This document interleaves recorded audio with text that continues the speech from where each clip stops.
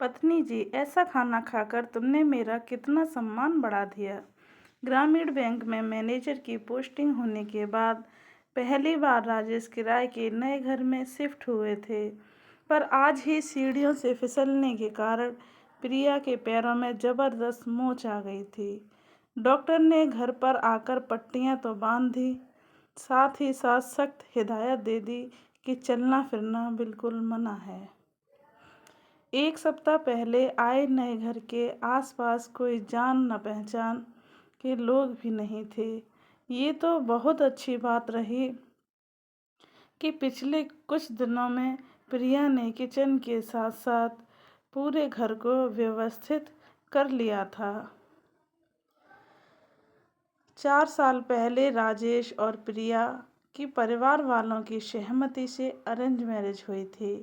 प्रिया खुद भी पढ़ने में काफ़ी तेज थी और पढ़ लिख कर जीवन में कुछ बनना चाहती थी। लेकिन पापा को कैंसर का पता चला और उसी वक्त राजेश के यहाँ से रिश्ता आया, तो मजबूरी के चलते शादी करनी पड़ी। शादी के बाद प्रिया पूरी तरह से ससुराल वालों की खुशियों के लिए खुद को न्यौछावर कर दी। वो पूरी तरह से आदर्श बहू बन गई। ससुराल में सब उसकी तारीफ करते नहीं थकते थे। उसके व्यवहार, कार्यकुशलता से सभी प्रभावित थे। कुछ ही दिनों में उसने अपने ससुराल की काया बदल कर रख दी थी। पहले हर चीज़ जैसे तैसे होती थी, अब हर चीज़ साफ सुथरी और व्यवस्थित रहने लगी। खाना भी वो बड़े जतन से बनाती थी।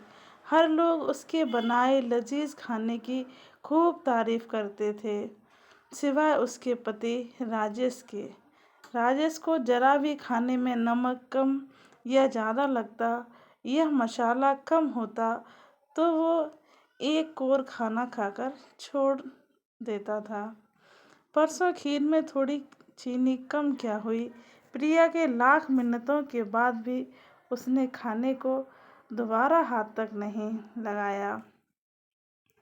सबसे ज़्यादा राजेश को मटर पनीर पसंद थी। कुछ दिनों पहले जब मटर पनीर बनी और मटर थोड़ी गल गई तो भी राजेश ने खाना नहीं खाया, जबकि घर के सभी सदस्यों ने खूब मज़े से खाए। प्रिया के लाख मिन्नतें करने और मनाने के बाद भी राजेश खाना नहीं खाता था, और राजेश जब भूखा सो जाता तो प्रिया भी भूखी सो जाती थी। महीने में कई बार ऐसा होता था। अब पहली बार राजेश नौकरी के लिए घर से दूर आया था। प्रिया को पलंग पर अच्छे से सुलाकर राजेश आज जिंदगी में पहली बार खाना बनाने के ख्याल से घुसा। किचन में हर चीज़ प्रिया ने व्यवस्थित रखा था।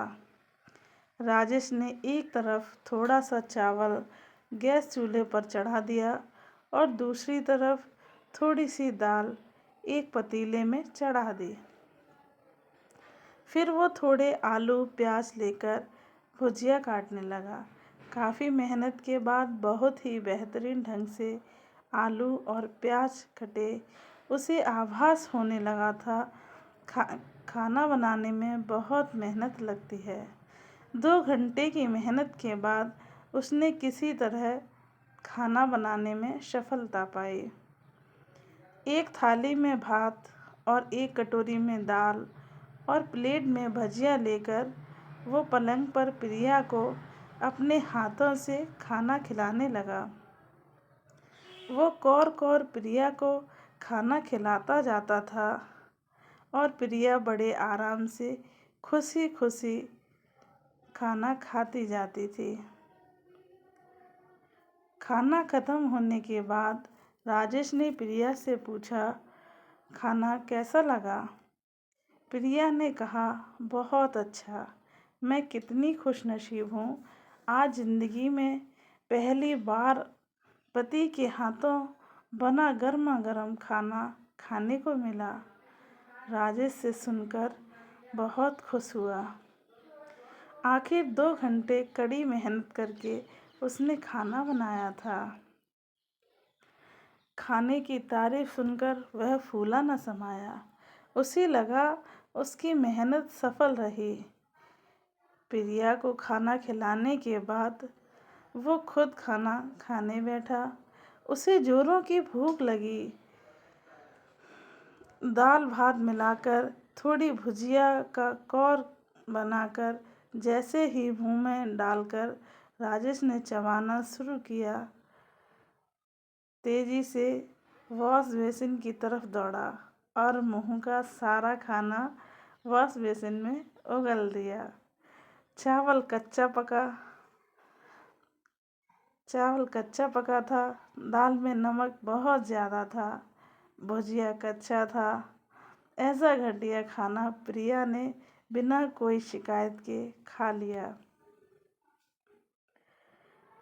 सिर्फ इसलिए कि मैंने इतनी मेहनत से बनाया था। छोटी छोटी बात पर पिछले सारे खाना न खाने वाले वक्त की उसे याद आने लगी। उसके दोनों आँखों से आंसू निकल पड़े। अपने बनाए जिस जिस खाने को वो एक और भी न खा सका, प्रिया ने बिना कुछ कहे पूरा खाने को खा लिया। राजेश प्रिया के सामने सर झुकाए हाथ जोड़े धीरे से बोला, पिछले 4 सालों में कई बार खाना न खाकर मैंने तुम्हारा जो अपमान किया, आज खाना खाकर तुमने मेरा कितना बड़ा सम्मान किया। मुझे माफ़ कर दो प्रिया। प्रिया ने मुस्कुराते हुए कहा, दूध गरम कर चूड़ा के साथ आज खा लीजिए। 1-2 दिनों में मैं ठीक हो जाऊंगी। फिर आपको कभी शिकायत का मौका नहीं मिलेगा।